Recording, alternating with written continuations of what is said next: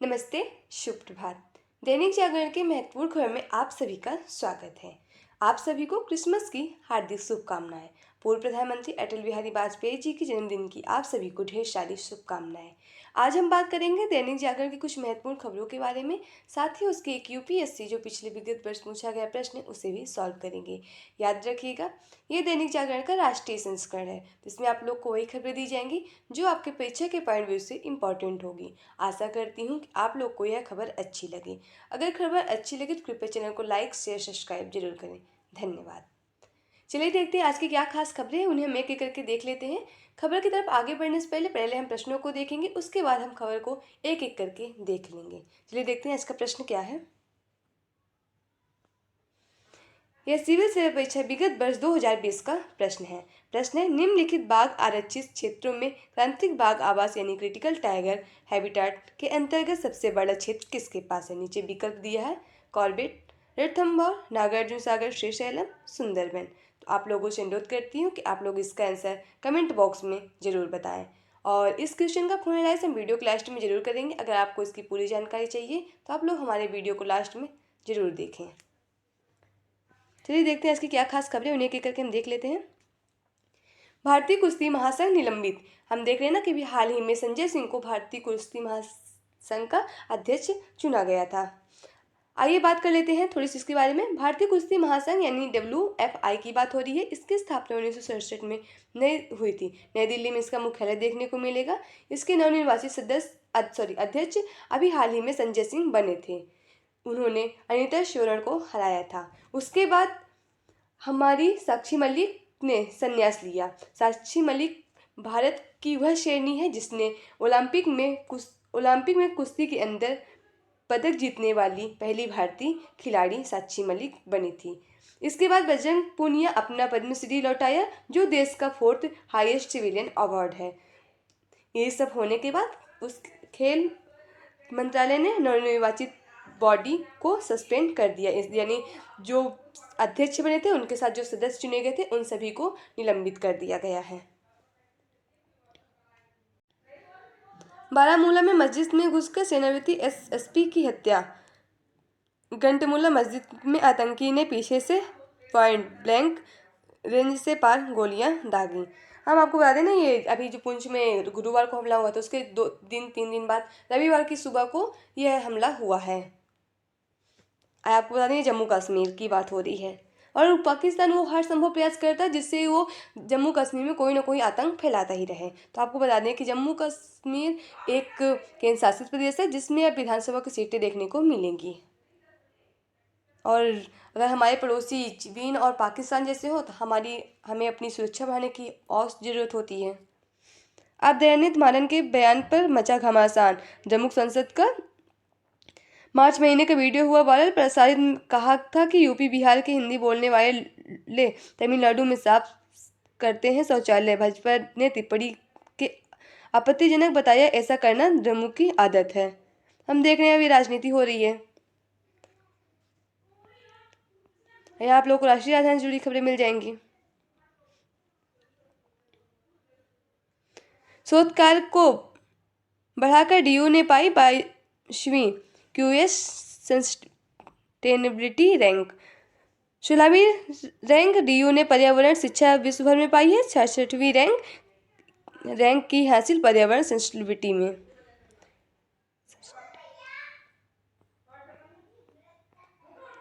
नौसेना की जांच रिपोर्ट से तय होगी भारत की कूटनीति।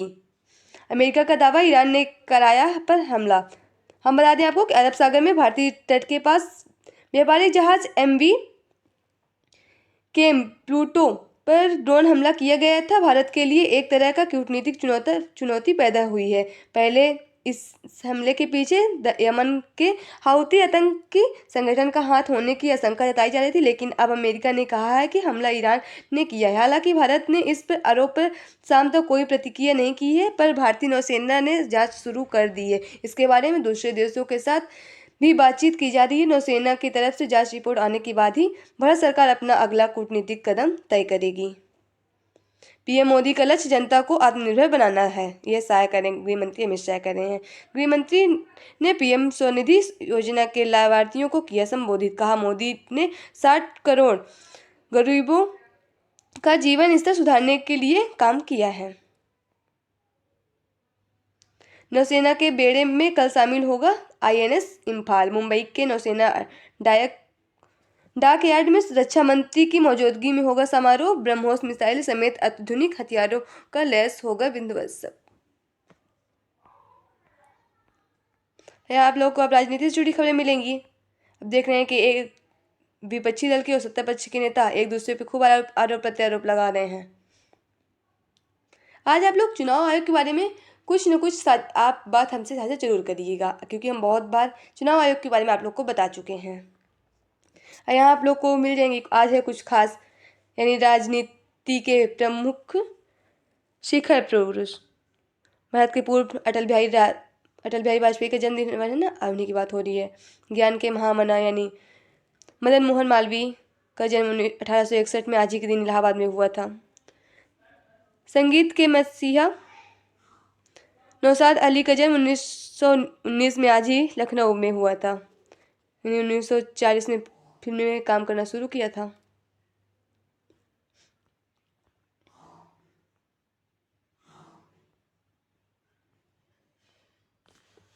WHO ने कोरोना संक्रमण पर निगरानी बढ़ाने को कहा, लोगों से भी एहतियाती कदम उठाने का अनुरोध किया। कोरोना के 656 नए मामले सामने आए हैं, एक की मौत भी हो चुकी है। हम देख रहे हैं कि फिर कोरोना बढ़ रहा है, इसलिए आप लोग खुद सुरक्षित रहिए और अपने परिवार को भी सुरक्षित करिए। WHO की बात करें, विश्व स्वास्थ्य संगठन यानी वर्ल्ड हेल्थ ऑर्गेनाइजेशन की बात हो रही है। 7 अप्रैल 1948 में इसका स्थापना हुई थी और जिनेवा में इसका हेडक्वार्टर यानी मुख्यालय देखने को मिलेगा। और 7 अप्रैल को आप लोग विश्व स्वास्थ्य दिवस भी मनाते हैं। ये देख रहे हैं जो अभी न्याय आया है ना, तारीख पे अब त्वरित न्याय होगा। गृह मंत्री अमित शाह ने कहा था ना, उन्हीं की बात हो रही है। जो औपनिवेशिक काल से चल रहे न्याय, आपराधिक न्याय, उनको हटा के भारतीय द्वारा लाए गए 3 अभी जो न्याय है ना, उनकी बात हो रही कि मतलब जो लोगों को न्याय लेने में इतनी प्रॉब्लम होती थी, मतलब दिक्कत होती कि उनको न्याय ही नहीं मिलता था। जिनके पास पैसा नहीं था वो भी बेचारे को ऐसे ही सज़ा मिलती थी और सज़ा काटते काटते उसकी मौत भी हो जाती थी। तब उसके लिए नई प्रक्रिया यानी आधुनिक डिजिटल तरह से न्याय होने की बात कह रहे हैं।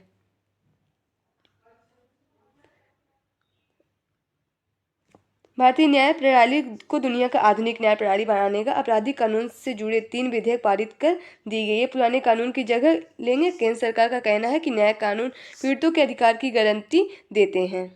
हम बताए ना, होने की बात हो रही है। ये आप लोग का राष्ट्रीय संस्करण का संपादकीय पाठ है। अगर आप लोग किसी कम्पिटिटिव एग्जाम, अनबंडेड एग्जाम या सिविल सर्विस की तैयारी कर रहे हैं, उसके लिए आप लोग को ये काफ़ी इंपॉर्टेंट होगा।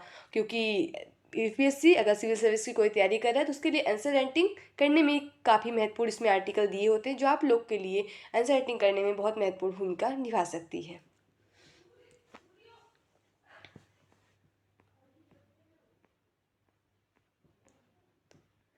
कौशल विकास से भविष्य के लिए बेहतर संभावनाएं।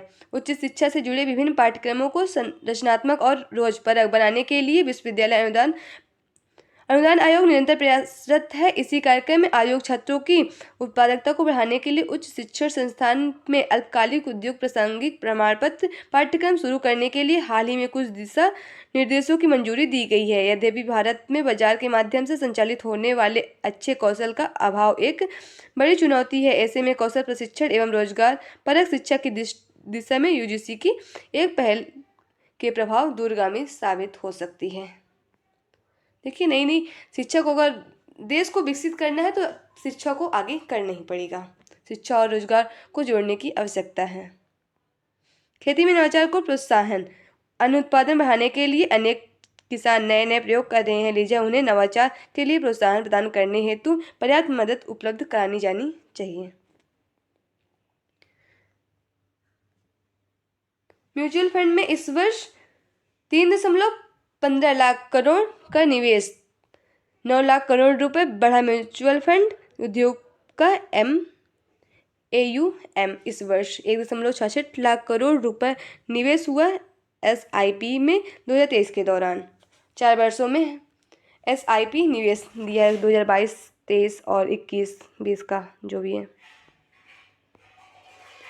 अगले वर्ष रफ्तार पकड़ सकती है ईवी क्रांति। वर्ष 2024 के दौरान कई दिग्गज कार कंपनियां भारत के लिए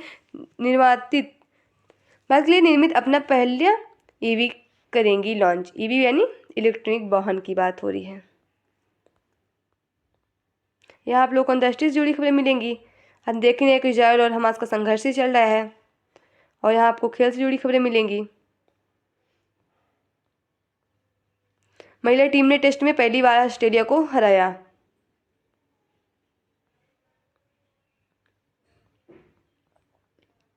और यहाँ आप लोग को साहित्य और संगीत की कुछ पुस्तकें देखने को मिलेंगी। अगर आप लोग को इंटरेस्ट हो तो पढ़िए।